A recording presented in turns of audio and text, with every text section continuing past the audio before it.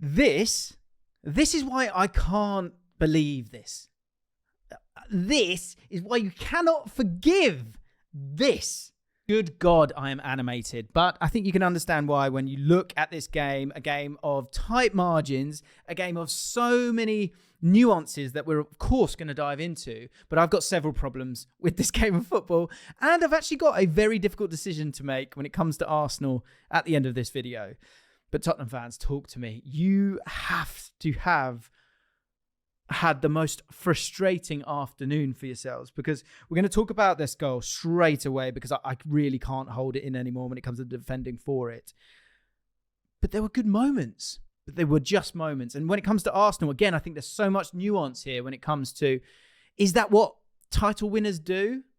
Or is there a little bit more to it than that? We're going to get into all of that. But as I said, there's only one place to start, the goal. Now, first things first, forgive the red on the Tottenham graphic here, but Tottenham played well in this game in terms of a certain amount of dominance. Did they create enough? I don't know. But what is really interesting is this right here, because on the 60th minute, just about see it down there, this is after a bit of dominance from Tottenham Hotspur. Arsenal go down the other end and score a goal. And they score from a corner. Now, Tottenham fans will be aware of the woes of that from last season, where they struggled regularly.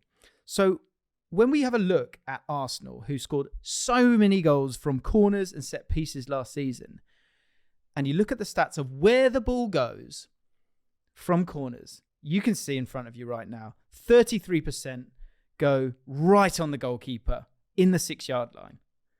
28% this season go to that front post. Okay, and then there's 6% here and there, which is essentially, I would imagine, just one corner, okay? So this can't happen, guys. It can't be happening. Let's begin. First of all, you've got Bukayo Saka who's going to put in a cross. We know Bukayo Saka is left-footed. We know that this is therefore going to be an in-swinging corner. We also know that the data that I seem to be able to find pretty quickly is there that the ball is probably going to go where, yep, you've guessed it, where all these players are. So we know that, okay? What else do we know? Again, we know Arsenal are a big bunch, okay? We also know that Gabriel is really good on set pieces, that he scores goals for Arsenal. So you can have a go at Ange for this game. I'm going to have to go with the players here, because everyone's kind of marked up, and you've got supposedly your most aggressive centre-back dealing with their most aggressive player. But what you do know is that it's a left footer. You do know the ball is going here. So, Christian Romero. This is the question I'm going to talk about a little bit later on. Romero versus Gabriel. Romero, a couple of times this season now, has his awareness defensively has got to be better. We're going to break this down because we have to, because it's just the basics of defending, and I find it so strange.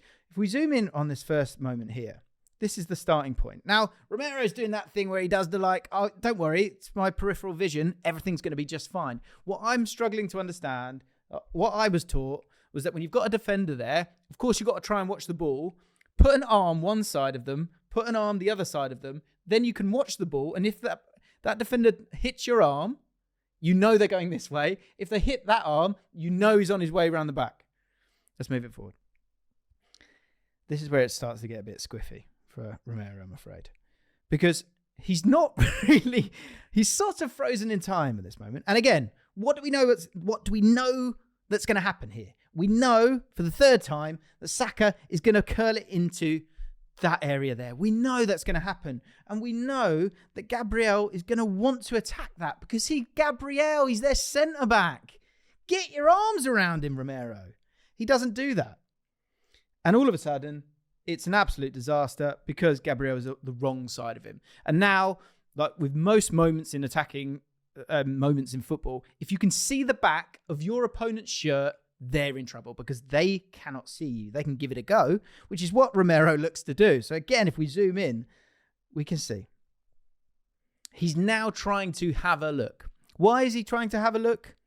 Because Gabriel's now kind of got his arm on him, and he's about to give him a little bit of a nudge. Now, going back to the basics, I feel, of defending, the nudge is a thing, right? We're all aware of the nudge, okay? There's nothing wrong with a good nudge, but it has to come from the defender. So when that corner comes in, I think if it's me, I'm going, can I give Gabriel that nudge? Not the other way around, not allowing him to have the ability to get 3-4 yards away from you, to get that little march up. But he's able to do that. And so again, these moments are huge in North London derbies, especially against a team that scores corners for fun. So when he turns over and looks, as we just saw there, he's gone. It's over for him. So now you're praying. The ball comes in from Saka. It's a great one. And again, bit of cuteness. Gabriel utilising the nudge of doom, of which I get it. It's football, right? It's a contact sport. He gives him that nudge and then it's over. Utterly over. He is standing there. I'll zoom on him here, but we've got a better shot just to come on its way. He is just staring at Gabriel, who gets to have a header on the 6-yard line. Can Vicario come out and get it? It's a good question. I mean, again, you know it's an in-swing corner. You know it's going to be difficult, but that is why Arteta has done exactly what he's done here, which is get as many bodies in the box as possible and accumulate as many enormous footballers as you can. But he does that, and it's just not good enough. That can't happen. It can't happen. I'm sorry. I know I'm going on about this one, but Romero's, he's a great defender, great on the ball, makes some fantastic last-ditch challenges and saves Tottenham in certain moments for sure. But it cannot happen that he's got that much of a march on you. Gabriel is tenacious. He's excited when he's in the opposition's box because he can go and score goals. So that makes it even more important that you get your arms around him and don't allow this to happen.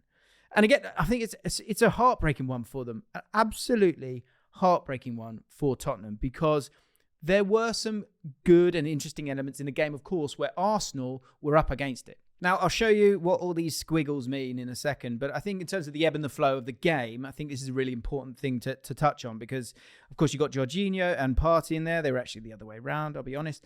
And what was really interesting was the kind of defensive duties of Arsenal and what Arteta was kind of happy to do, which was to kind of go, look, let's start off with a clean sheet, and if we can get a set piece, we'll get ourselves a goal. And me and Kai were watching the game. It's exactly what we said. And when they got a corner, it was just after a moment where Tottenham had a good period of time. And I don't want to talk about Tottenham's mentality, but I think there's something there that we got to touch on. I sort of said they score here. They absolutely score here. But without the ball, what it was what we normally see, which was that 4-4-2 out of possession and a real desire to have a very competent box in the middle here. That's what they were looking to do. And the main aim was that they weren't going to go through. And again, in terms of the stars of the two teams, which I think is also another nuance in this game, what was massive, absolutely huge in this one, was that how were you going to make your way kind of through and where were you going to have to commit yourselves defensively? And so for Arsenal, so what you can see in terms of these shaded areas is in this area here, just to give you an example of it. So Ben White, in this bottom corner, you can kind of see here, that is the sort of defensive areas that he made actions in. And so there was one or two up here, but as you can see, because it's so thin, he didn't make too many there. So they didn't really commit that often. Timber a little bit more. And of course, there was that incident in the first half, which I thought was well over the top in general. Not literally the tackle, but I thought he was just sort of got his foot on the ball, was looking to shield the ball. I thought it was nothing personally. I didn't think it was even worth talking about. But again, the two centre-backs just being that little bit more steady in where they are. The opposite of that, of course, was Tottenham, which was really, really interesting in terms of how they set up. And again, with the similar idea, it really, really shows how Tottenham are moving forwards because they played the game in the opposition's half. I'll show you the average positions in just a second. But again, if we move the players into the positions where they have their main defensive actions, Van de Ven is here. And if any of you can't see exactly what we're doing here, let me just show you. So that is the defensive area that he was in. Romero had to deal with a bit more depth there, I think probably because of Martinelli down that left-hand side. Porro was in this section here. So they were super positive in what they did, Tottenham. So there's no way that you can suggest that there aren't positives in this game for Tottenham. Sorry, let me work my way around here. Hang on. Oh, I've done it again. Here we go. For Tottenham. Because they were positive. They were at home. They did everything that you would want them to do, which is another problem that they kind of have. Because coming back to that sort of mentality element of it, something's missing there. Is it a belief thing? Is it a naivety thing? Is it a clarity when attacking? These are all questions I have for you Spurs fans right now, because I don't want to go down that road of it being a Spursy thing, because I think, and it's not faking it till you make it, but it's this, the attitude is correct, but the decision making left a lot to be desired. And in particular, one player that I think really needs to kind of step up.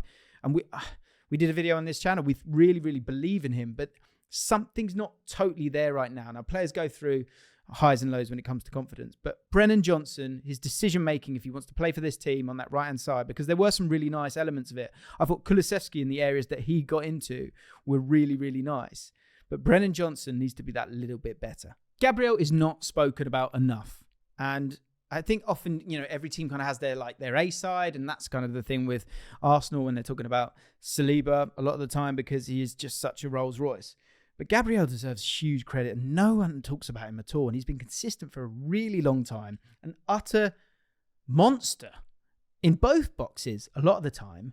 And when we talk about the kind of, I guess, Tottenham versus Arsenal, you're kind of talking about Gabriel versus Romero. And for all the good stuff that Romero does, he's cost Tottenham the game there. He saved them at times, but that the inability to just wholeheartedly concentrate, manage the game, which is what Arteta did, which is what that Arsenal did as a team in terms of trying to create chances or kind of navigate away from giving the opposition chances. And then when they get that opportunity, understanding the importance of set pieces and going and taking theirs. And I've got to be honest, if you said to me, who would you like out of those two? I think I pick Gabriel every single time, regardless of the goal that he scored today, because that's actually, as much as that's a great header, it's a great cross and it's bread and butter for any kind of centre back. But he is consistent, so consistent, has been for a very long time. Maybe I'm wrong on this one. Maybe it's a recency bias because of, what's happened today. But I just don't think Gabriel gets enough, talk at all. I've spoken about the positives for Tottenham. It's there. But does there need to be more clarity from Ange Postecoglou? Does there need to be a sort of switch up in terms of the mentality here?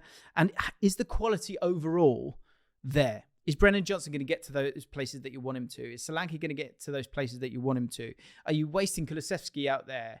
Or is he in the right place? I've got to be honest, I think Kulusevski's really exciting there.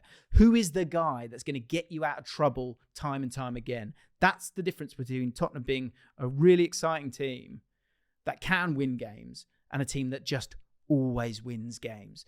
And back to that question of that big decision that I've got to make. On Thursday, I was chatting to Flav and I said, my head said a 2-2 draw. My gut said Tottenham. I have a decision to make in terms of, can I doubt? Am I allowed to doubt Arsenal anymore? Or even when they haven't got Odegaard, when they haven't got Declan Rice, is that defence so strong that and the ability with set pieces, which is something that you would generally think would be a focus of a team lower down the league, is this a team that will get the job done regardless? Is that where Arsenal are at right now? Or am I going a little bit too far? Let me know in the comments down below. My feeling on it is that title winners do this once. They don't do this every week. And I wonder if this was the right game for them in terms of a game where you could kind of hang in there that little bit. That midfield, maybe against a team that sits off a little bit, is a concern. I think if you're a Nottingham Forest and you're playing Arsenal next week, I think you'd be really excited about that opportunity if that's the midfield too. They really missed Odegaard more than any other player, in my opinion. And the sooner he comes back, the better.